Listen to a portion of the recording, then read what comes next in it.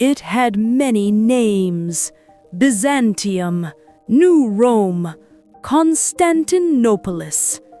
But for over 1,000 years, to friend and foe alike, it was simply the city. It was more than the capital of an empire. It was an idea. It was said to be protected not just by stone, but by legend. It was believed that as long as the city stood, the 2,000-year legacy of the Roman Empire would never die. In the year 1453, a young sultan, haunted by prophecy, decided to test that legend. He did not come armed with swords. He brought a new weapon, a monster of bronze and fire, born to shatter the very idea of permanence. This is not a story of a battle. This is the story of the day the medieval world died. Welcome to the last Caesar, the first Sultan.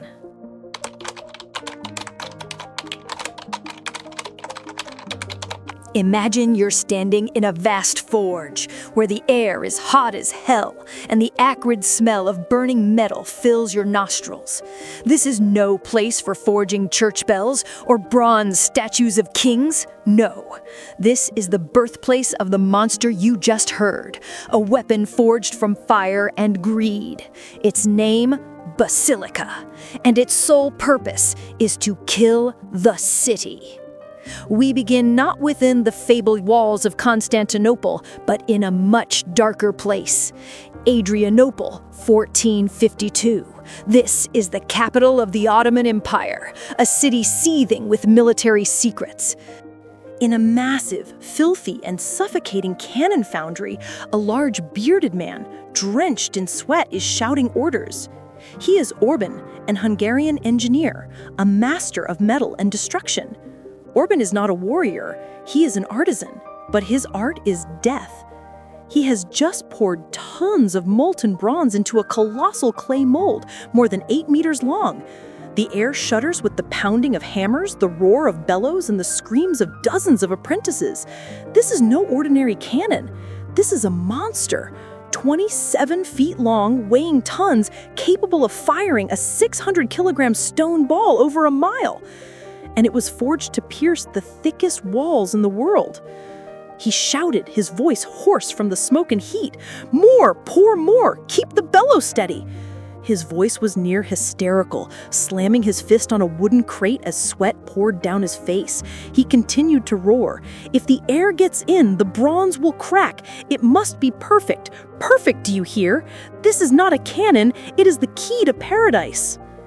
Orban is not doing this out of loyalty to the Ottomans. He is a mercenary of knowledge, an engineer wandering Europe selling his secrets to the highest bidder. Just months earlier, he had traveled to Constantinople, knelt before the last Roman emperor, Constantine XI, and offered his services. "Your Majesty," he said, "I can forge you the most powerful cannons in the world, cannons that can protect your invincible city." But Constantine, the poor emperor of a dying empire, could only offer a pittance. His treasury was empty, drained by constant wars and invasions. Orban left, disappointed but not disheartened. He turned to Constantine's enemy, Sultan Mehmed II, the young king of the Ottomans. And Mehmed, he was not stingy. He paid 4 times what Orban asked. He provided endless resources, bronze from Ottoman mines, smiths from across the empire, and a promise: if this cannon worked, Orban would be richer than his dreams. But Orban didn't know that the monster he was creating would change history forever. It wasn't just a weapon, it was the symbol of a new era, the age of gunpowder, where ancient walls were no longer a barrier. Now, meet the man behind this monster, Mehmed II, Sultan of the Ottomans, only 19 years old when he ascended the throne for the second time. The world saw Mehmed as a child, a green boy who had already been deposed once by his own court, seen as weak, a footnote in history. But they were wrong. Mehmed was not a crude warrior. He was a scholar, a strategist with an intellect as sharp as an Ottoman blade. He was fluent in 6 languages: Turkish, Arabic, Greek, Latin, Persian, and Serbian, knowledge he gathered from the royal library where he spent hours studying the campaigns of Alexander the Great and Julius Caesar. He dreamed of conquest, not for bloodshed, but for legacy. Mehmed was obsessed by a prophecy from the Hadith, the Islamic scripture. Verily, you shall conquer Constantinople. What a wonderful leader will he be, and what a wonderful army will that army be. That prophecy was like a curse. It drove Mehmed, turning him from a rejected boy into a relentless conqueror. In this room, Mehmed wasn't just planning a war, he was rewriting history. He knew Constantinople, or Constantinia in Turkish, was the key. This city wasn't just the capital of the dying Byzantines. It was the symbol of ancient Rome, a 2,000-year-old legacy that Mehmed wanted to crush to build his own Islamic empire. He summons his Grand Vizier, Chandrali Halil Pasha, a veteran politician, representing the old guard, who had once overthrown Mehmed when he was a boy. Halil Pasha bowed, but in his heart, there was more than respect. There was fear. He knew exactly how dangerous this child was. It was Halil Pasha himself who had led the court, orchestrating Mehmed's deposition years ago. And that child had returned, no longer naive, but cold and decisive. Halil knew that failure this time would not just be a strategic failure, but his own death. Halil Pasha spoke, his voice trembling like an old man trying to warn a hurricane. "My Sultan, the cannon, it is draining our treasury. The Hungarians are restless, and rumors of a new crusade are spreading from Rome. Is this wise, my lord?" Mehmed, still a youth, did not look up from his map. His voice cut through the room, not with anger, but with the cold, sharp edge of a blade. "Wisdom?" A slight smirk touched his lips, his eyes still tracing the walls of Constantinople on the parchment. "That is what kept my father's armies outside those walls. I will not die in Adrianople. I will die in Constantinople, or I will die trying. Prepare the army. The prophecy must be fulfilled." Halil Pasha bowed and left, but in his eyes was fear, not of the enemy, but of this young sultan whose ambition could burn down the entire empire. Mehmed was not a blind warmonger. He was a strategist, driven by prophecy and the dream of becoming Fateh, the conqueror. He knew that Constantinople was not just a city. It was the key to dominating Europe and Asia, where previous empires had failed. But Mehmed didn't know that the monster he was forging would not only break the city walls, it would break the very souls of its defenders. And then the monster was complete. Basilica, the greatest cannon in the world at that time, was dragged from the foundry by 60 oxen under Orban's supervision.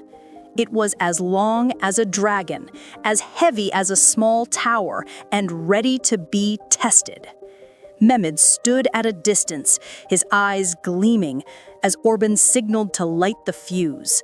A long moment of silence, the air tense as a bowstring. Then, an earth-shattering explosion, like the thunder of God. The giant stone ball flew over a mile, slammed into the ground, and vaporized on impact. The blast echoed throughout Adrianople, scattering birds and shaking the populace with fear. The test was a success. The monster was alive. Mehmed smiled for the first time in months. He didn't just have one monster. He had 69 similar cannons and an army of over 80,000 men. In the spring of 1453, he marched. His destination? The Queen of Cities. Constantinople, the last remnant of Rome, was waiting. But inside those walls, another emperor was preparing for the last battle of his life. Would Mehmed's prophecy be fulfilled? Or would the legacy of Rome stand firm one more time? The story has only just begun.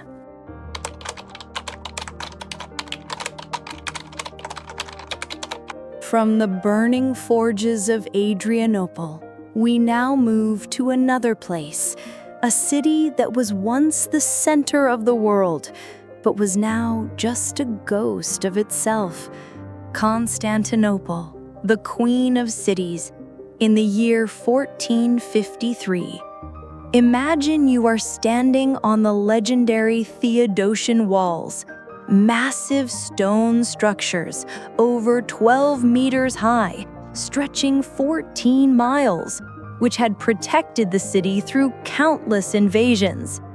But now, the wind carries the smell of smoke from the distant Ottoman camp, and the horizon is obscured by the shadow of a massive army. This is the place where the legacy of ancient Rome is breathing its last. And at the center of this tragedy is one man, Constantine XI, Palaeologus, the last Byzantine emperor. He was not a theologian or a court politician like his predecessors. Constantine was a soldier. Born in 1405, he had spent his life fighting to protect the ruins of an empire that once ruled the world. Ascending the throne in 1449, he inherited not glory, but decay, an empty treasury, a population reduced from 500,000 to just under 50,000, and ancient walls that now faced gunpowder, a weapon that old Rome had never known.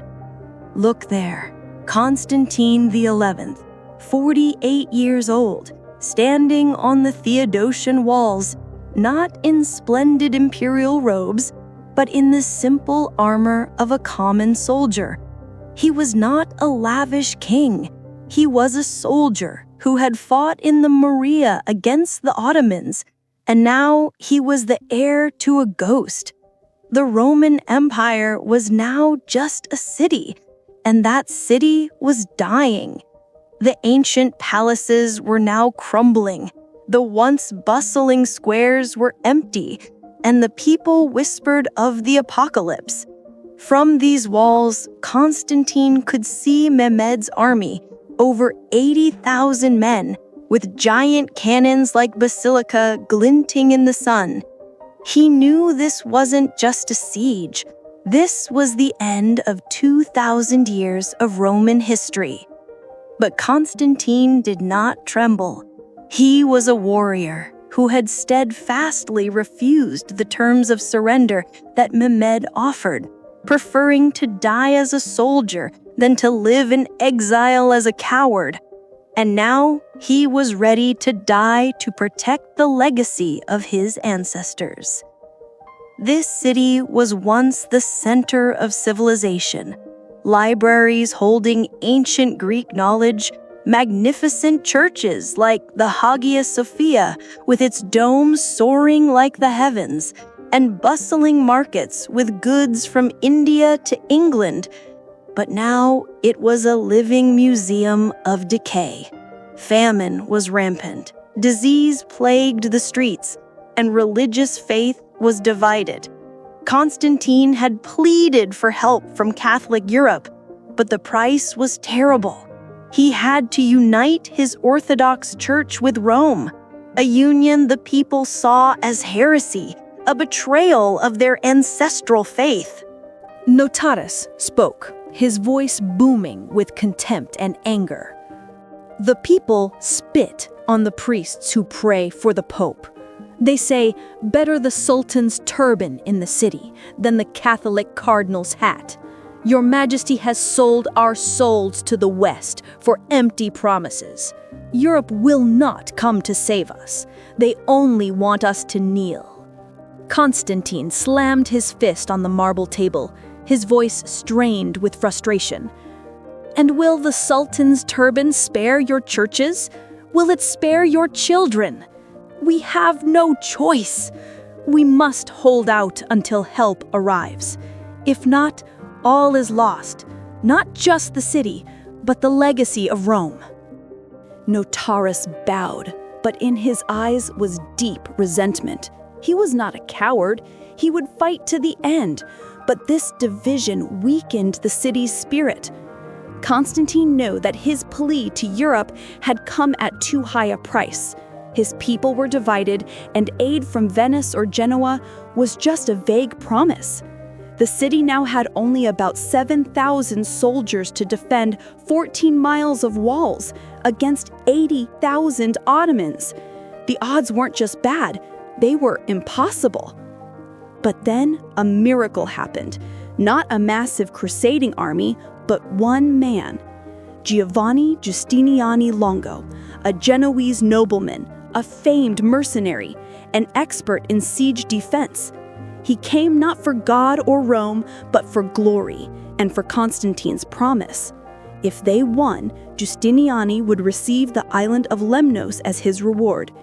He financed the expedition himself, bringing 2 large ships and 700 elite warriors from Genoa, Rhodes, and Chios, soldiers in heavy armor trained to hold the line. When his ship slipped past the Ottoman blockade and docked in the Golden Horn, the entire city cheered. Constantine ran to the harbor, embracing Giustiniani like a brother. Giustiniani, armored and charismatic, spoke with a strong, confident voice. "Your Majesty, I did not come here to die. I came here to win. With my men, we will make these walls invincible." Constantine grasped his arm, his eyes filled with moisture for the first time, his voice choked with emotion. "My brother, the fate of the city is in your hands. We will hold." With Giustiniani, the number of defenders now reached about 7,000, still a tiny number compared to 80,000 enemies. But for the first time, Constantine felt hope. He gave Giustiniani command of the weakest section of the wall, the very place where Mehmet's Basilica would aim. The people began to believe that perhaps Rome would stand firm one more time. But this hope was just an illusion, because on the other side of the wall, Mehmed was preparing a mortal blow. Would this spark be enough to save the city? Or was it just the last candle flickering before the storm? The story continues.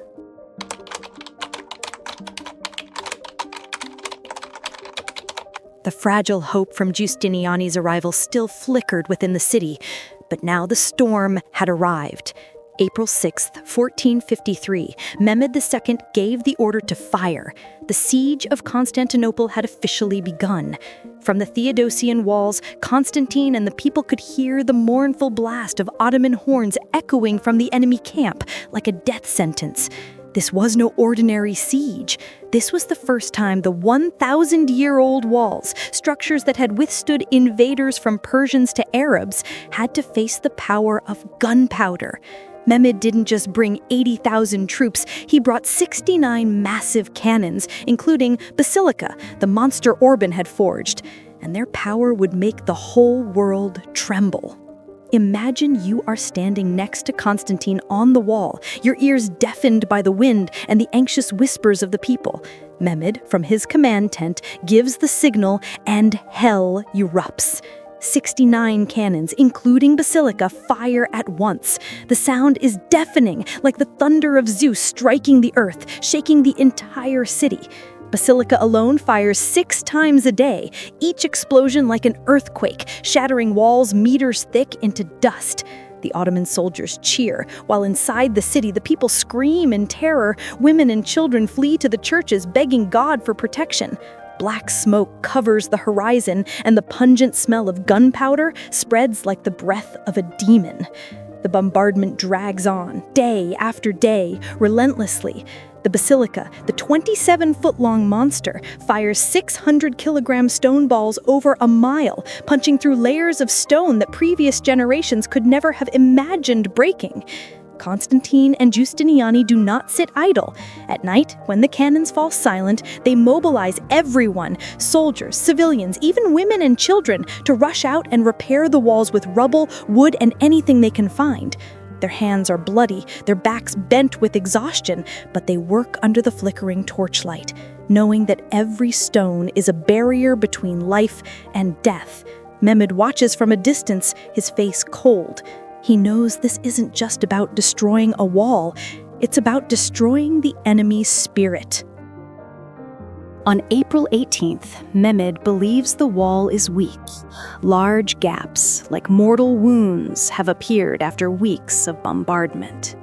He orders a ground assault, sending thousands of janissaries, the Ottomans' most elite warriors, trained from childhood to be killing machines, to charge the weakest point. The cry of Allah Akbar echoes, and the sea of Ottomans surges forward like a tidal wave. But on the other side of the wall, Giustiniani and his 700 heavily armored Genoese are waiting. They stand like a wall of steel at the narrow gaps where the enemy must bottleneck. Melee combat erupts, sword against sword, blood sprays, the clash of metal echoing like Orban's hammer. Giustiniani roared, his voice full of fire, easily heard over the din of battle. "Hold the line! Let none pass! For God and the city!" From the wall above, Constantine, his own sword drawn, shouted encouragement to the men below. "Brothers, this is the legacy of Rome. Push them back." The Genoese, with their thick armor and defensive experience, turn the narrow gap into a slaughterhouse. The Ottomans, despite their superior numbers, are butchered in the chaotic bottleneck. Hundreds of bodies pile up at the foot of the wall. Mehmed watches from his tent, his face pale with rage. He orders the retreat, tasting defeat for the first time. The people of Constantinople cheer. Hope flickers anew, like a sunbeam through the dark clouds. But Mehmed is not one to give up easily. This humiliation only makes him more determined. Mehmed knew the city's true weak point was the single-layer seawall inside the Golden Horn Harbor, but the entrance was blocked by the Great Chain, a massive iron chain stretched across the river's mouth, protected by the small Allied fleet of Venice and Genoa. Mehmed had sent his fleet of over 100 ships under Admiral Bartolu to break it, but then a dramatic event occurred on April 20th. 4 Christian supply ships, 3 from Genoa, 1 from Byzantium, appeared on the horizon, carrying weapons and hope. The entire city and Mehmed himself stood on the shore to watch. Bartolu led the Ottoman fleet to intercept, the low-riding galleys ramming against the tall Christian carrack ships. The sea battle erupted. Ottoman ships tried to board the Christian decks, but their height and a sudden gust of wind pushed them back. The wind changed direction, like a miracle from God, pushing the 4 ships past the blockade and safely into the Golden Horn behind the chain. The people of Constantinople roared with cheers, seeing it as a sign from heaven. Mehmed from the shore was so furious, his face turned crimson. He rode his horse into the surf, shouting orders to attack, but it was too late. He publicly had Baltolu whipped before the entire army, a public humiliation. Defeat on land, defeat at sea. His old advisors, like Halil Pasha, again begged Mehmed to accept a peace treaty. The siege was failing, and Mehmed felt the prophecy slipping from his grasp. Halil Pasha, the voice trembling, pleading, "My Sultan, we have lost too much. Accept the peace. Constantinople is not worth the empire's ruin." Mehmed's voice was cold, filled with a new terrifying rage. Peace? I will not stop. If I cannot cross the sea, I will find another way. Mehmed turned his back, his eyes looking up at the hill behind Galata. This failure did not destroy him. It ignited a mad idea, a plan that no one in Constantinople could ever have imagined. Could the city endure, or would Mehmed's fury consume them all?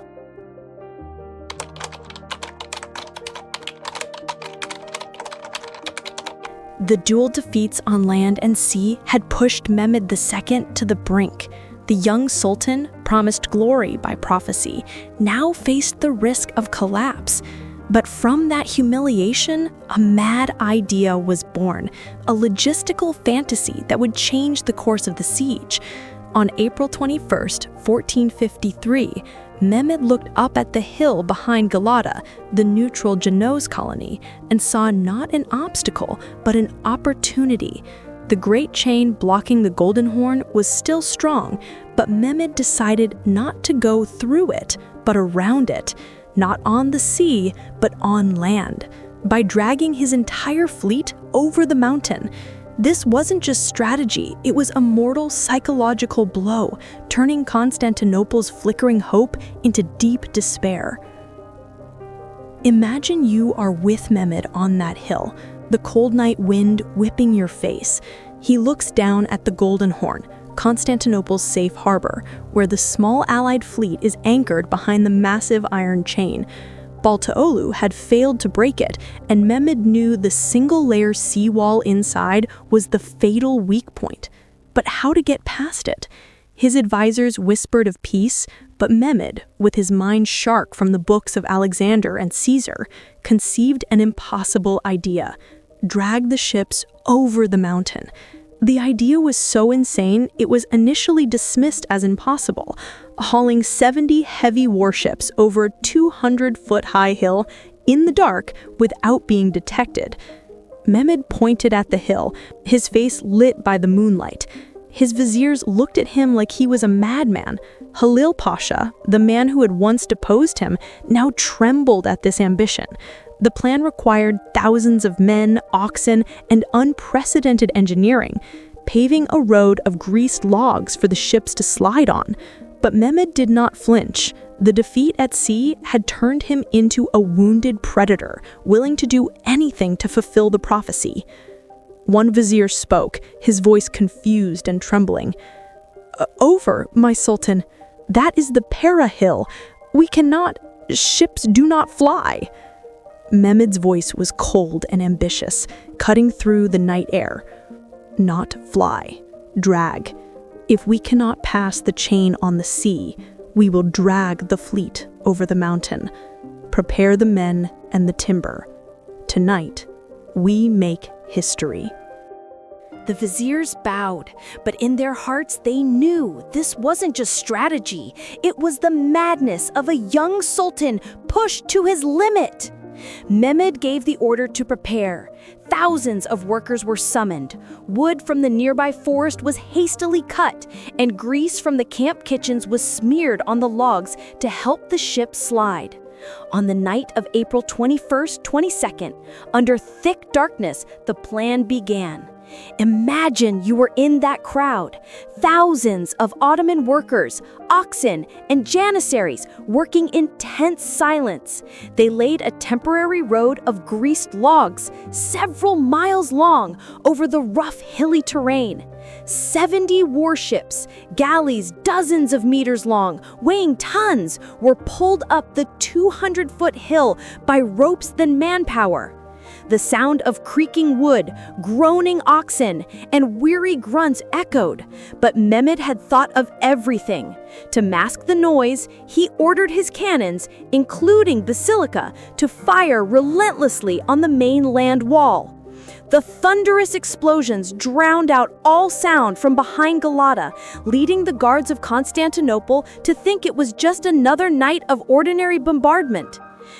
This was an unparalleled engineering feat. Thousands of men working non-stop, pulling each ship up the hill with pulley systems and ropes, then sliding them down the other side into the Golden Horn. The grease on the logs helped the ship slide, but the rough terrain caused many to collapse from exhaustion. Mehmed walked among the crowd, his voice echoing encouragement, not out of compassion, because he knew that failure here would end his dream of conquest. In a single night, they completed the impossible task. 70 Ottoman warships now floated inside the Golden Horn, behind the useless chain. On the morning of April 22nd, as the sun rose, Constantine and Giustiniani, weary after a night of repairing walls, stood on the northern wall looking down at the Golden Horn. A deadly silence, then screams erupted. The Ottoman fleet, the ships they thought were blocked outside the harbor, were now looming inside, their red Ottoman flags fluttering. The populace fled in panic, cries echoing through the streets. This wasn't just a military defeat, it was a mortal psychological blow, turning the Golden Horn from a sanctuary into a death trap. Constantine turned to Giustiniani, his face pale. The chain was now useless, and the weak seawall was a new front line. He had to pull precious soldiers from the land walls to defend the sea, thinning his already meager forces. The people whispered of devils. How could ships cross a mountain? But Mehmed, from the opposite shore, smiled. The mad plan had succeeded, turning failure into advantage. The noose tightened, and Constantinople's hope began to shatter. Constantine turned to Giustiniani, his face pale. The chain was now useless, and his voice was a horrified whisper. How did they get in? The chain! My God! Giustiniani, his face grim with anger and a new, terrible understanding, spoke. We must pull men from the land wall. Hold firm, Your Majesty. This is not the end. But the end was near. With the Ottoman fleet inside, Constantinople was now completely surrounded. Mehmed had regained the upper hand, and Constantine knew the final battle was about to begin. Could the city endure? Or would this mad idea be the nail in its coffin? The story continues.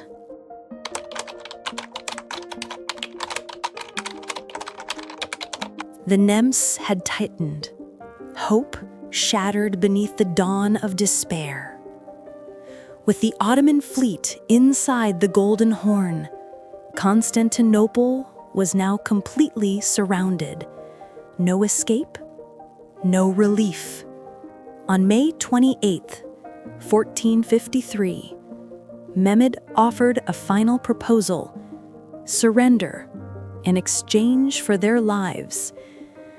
Constantine refused, knowing this was the last night. The city, once the beacon of the world, now prepared for its death. This was the final act of a 2,000-year-old empire, not in glory, but in blood and fire. And at the heart of the tragedy were the people, their desperate prayers, the fatal assaults, and the death of one last emperor. On the night of May 28th, the city's bells rang one last time, not signaling victory, but a final call. Inside the Hagia Sophia, the great church of holy wisdom, the people gathered, weary soldiers, trembling civilians, women and children holding each other and weeping. The Catholics and the Orthodox, once bitterly divided over the union with Rome, now knelt side by side, praying and crying in desperate unity. The air was heavy with incense and sweat, the sound of hymns echoing under the vast dome like a lament to God. Constantine was there, not as an emperor, but as a common soldier. He knelt, asking forgiveness from all and granting forgiveness to them. A final communion, like a funeral for an empire. This was not a celebration, it was a farewell. Lucas Notaris stood beside Giustiniani, men who once disagreed, now embracing as brothers. Constantine rose, his voice echoing, "My brothers, my sisters, I ask forgiveness for all my failings, and I grant it to you. We will fight to the last breath, for God, for Rome." After the service, he rode his horse to the walls, ready to die as a Roman soldier. The people dispersed, knowing that dawn would bring hell. Mehmed, from his camp, knew it was time. He ordered an all-out assault for the dawn of May 29th, a sleepless night for both sides. At 1:30 in the morning, May 29th, hell erupted. The sound of horns, war drums, and the shouts of Allah Akbar from 80,000 Ottoman troops echoed like the roar of a monster. Mehmed attacked in waves, a clever strategy to exhaust the enemy. The first wave, Bashi bazooks, irregular mercenaries like a rabble sent in to tire out the defense. They were cut down easily by Giustiniani and the Genoese, their bodies piling up below the walls. The second wave, regular Anatolian troops fighting for hours under a hail of arrows and boiling oil from the walls. They got closer, but were also pushed back. Finally, as the sun began to rise, Mehmed played his final card, the Janissaries, his most elite warriors, trained from childhood, charging in like a whirlwind. The melee was brutal, blood flowed, Ottomans climbed the ladders, Byzantine defenders hacked relentlessly. Giustiniani fought like a lion, shouting orders to hold, but exhaustion had set in after 53 days of siege. And then tragedy struck, not one, but two fatal blows. First, Giustiniani, the pillar of the defense, was struck in the chest by an arrow or a piece of shrapnel at the weakest point. He collapsed, coughing blood, in agony and shock. He demanded his men take him from the battle, even as Constantine begged him to stay. When the Genoese soldiers saw their commander retreat, panic spread. The defensive line wavered. Constantine, seeing his general fall, screamed, his voice cracking with desperation. "My brother, the fate of the city is in your hands. Do not go!" But Giustiniani, in shock and agony, could only gesture to his wound. "The wound, He was dragged away. When the Genoese soldiers saw their commander flee, panic erupted. At that exact moment, the second tragedy. In the Blacerne sector, a group of Ottomans discovered the Kirkoporta, a small postern gate used for sorties, left unlocked in the chaos. 50 Ottomans slipped in, quickly overwhelmed the guards, and planted the Ottoman flag on the tower. When the Byzantine defenders saw the enemy flag inside the walls, their spirit shattered.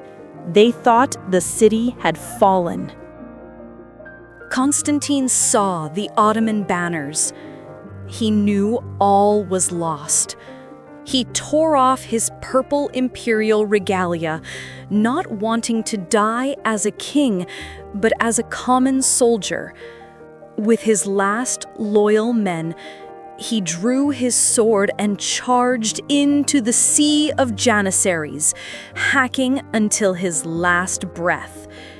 He raised his sword one last time, his voice no longer that of an emperor, but of a simple soldier roaring in defiance.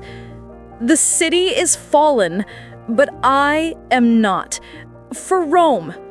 He vanished into the crowd. The last Caesar died as a soldier, his body never to be found. Mehmed entered the city. He rode his horse through the bloodied streets, allowing the promised 3 days of plunder. But he rode straight to the Hagia Sophia, dismounted, and bent down to pick up a handful of earth, sprinkling it over his turban, a gesture of humility. He did not destroy the great church. He converted it into a mosque, and the Islamic call to prayer echoed under its dome for the first time. Mehmed, at 21, had conquered the unconquerable, ending Rome, opening a new age of gunpowder and empires. The last Caesar was dead. The first sultan was enthroned. But which legacy is truly immortal? The story ends. Or has it only just begun?